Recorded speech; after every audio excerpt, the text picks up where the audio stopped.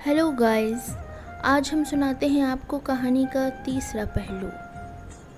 अदा लेटर को देखकर बहुत रोती है। बहुत रोती है। जब रो रो के थक जाती है तो लेटर खोलकर देखती है। लेटर में लिखा होता है उसका एड्रेस, फ़ोन नंबर और 2 लाइनें।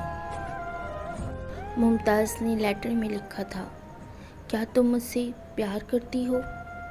अगर करती हो तो कुछ मत सोचो, मेरे पास आ जाओ, एक बार आ जाओ, प्लीज़ आ जाओ यार। ये पढ़कर अदा बहुत बेचैन हो गई और उसे वो लम्हा याद आने लगा जब वो मरना चाहती थी मगर मुमताज़ ने उसे बचा लिया था। अदा भी उसे उस दिन देखती हुई रह गई थी जब मुमताज़ ने उसे एक नई ज़िंदगी दी। उसे भी लगा था कोई है जो ज़ोर ज़ोर से चीख चीख के कह रहा है, मैं हूँ अदा, मैं हूँ। उस आवाज़ ने भी उस दिन अदा के दिल को छू लिया था। अदा को भी लगा कि अल्लाह ने उसके लिए मुमताज़ को भेजा है। अदा का दिल भी बहुत तड़प रहा था।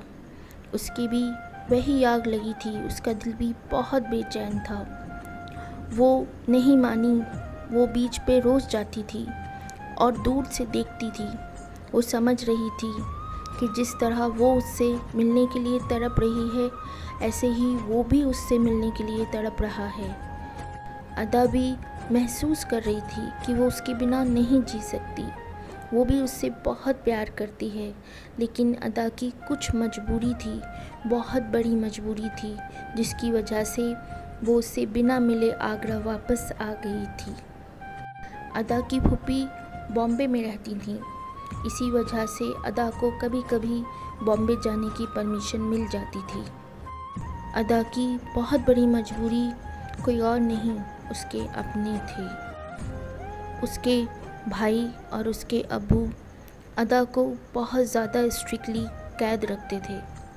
अदा को पढ़ने की भी परमिशन नहीं थी, लेकिन उसकी मम्मी की वजह से उसे पढ़ने की परमिशन मिली थी।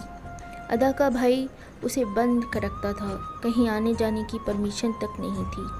वो नहीं चाहता था कि कभी उसकी बहन कोई ऐसी गलती करे जिसकी वजह से उसका स्टेटस या उसकी इज्जत पर दाग लग जाए। बचपन से ही अदा को कभी प्यार, कभी सपोर्ट बिल्कुल नहीं मिला।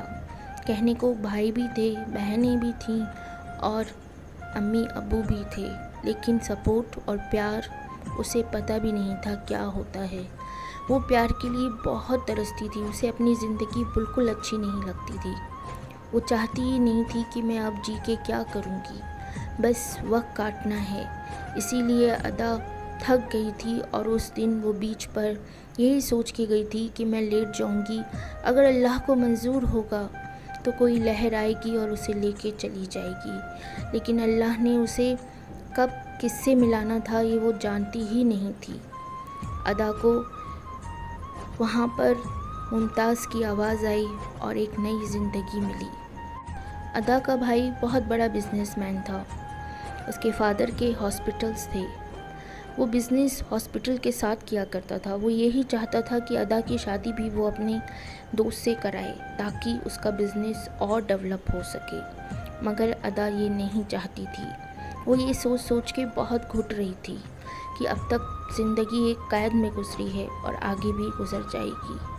अदा एक जंग लड़ रही थी खुद के साथ, अपनी ज़िंदगी के साथ। उसे नहीं पता था कोई और भी आ जाएगा।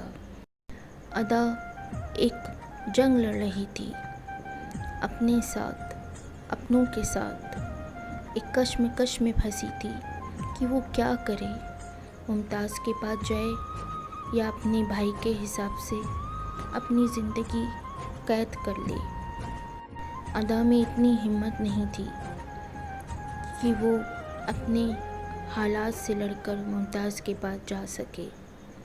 वो यही सोच रही थी कि वो चाह के भी मुमताज़ को बता नहीं सकती कि वो उससे कितना प्यार करती है। इतनी देर में घर में एक हंगामा सा होने लगता है। अम्मी अलग चीख रही हैं, अब्बू अलग चीख रहे हैं। क्या हो गया, क्या हो गया, क्या बात है, क्या हो गया है? अदा का भाई अपने साथ एक लड़का लाया होता है और उस लड़के के हाथ में पट्टी बंधी होती है। आप समझ ही गए होंगे कि वो लड़का कौन है। वो मुमताज़ है। ये देख के अदा घबरा जाती है कि ये मुमताज़ ने क्या किया। वो भागती है लेकिन वो रुक जाती है और वापस कमरे में पलट जाती। मुमताज़ को रहते रहते 5 दिन गुजर जाते हैं मगर अदा कहीं उसे दिखाई भी नहीं देती, यहाँ तक कि उसकी आवाज़ भी नहीं। वो परेशान होता है, बहुत तड़पता है कि आखिर वो क्यों ऐसा कर रही है। आखिर वो पल आ ही जाता है। अदा मौका ढूंढकर उसके पास पहुंच ही जाती है और बड़ी खामोशी से उसके पास जाके कहती है, तुम मानते क्यों नहीं हो? क्यों आ जाते हो? मैंने तुमसे कहा ना, चले जाओ, प्लीज़ चले जाओ, अब मत आना। वो अदा से सिर्फ एक ही सवाल करता है, क्या तुम मुझसे मोहब्बत नहीं करती? अदा उसकी आंखों में देखती है और उसकी आंखें लाल सुर्ख हो जाती हैं। मुमताज़ उससे खुद कहता है कि तुम मुझसे बहुत प्यार करती हो, सिर्फ कह दो, फिर देखो मैं क्या करता हूँ। अदा उससे इजहार करती है या मना कर देती है, ये जानिए नेक्स्ट वीडियो में।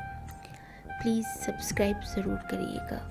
अगर आपको मेरी वीडियो अच्छी लगी तो शेयर भी करिएगा। Thank you.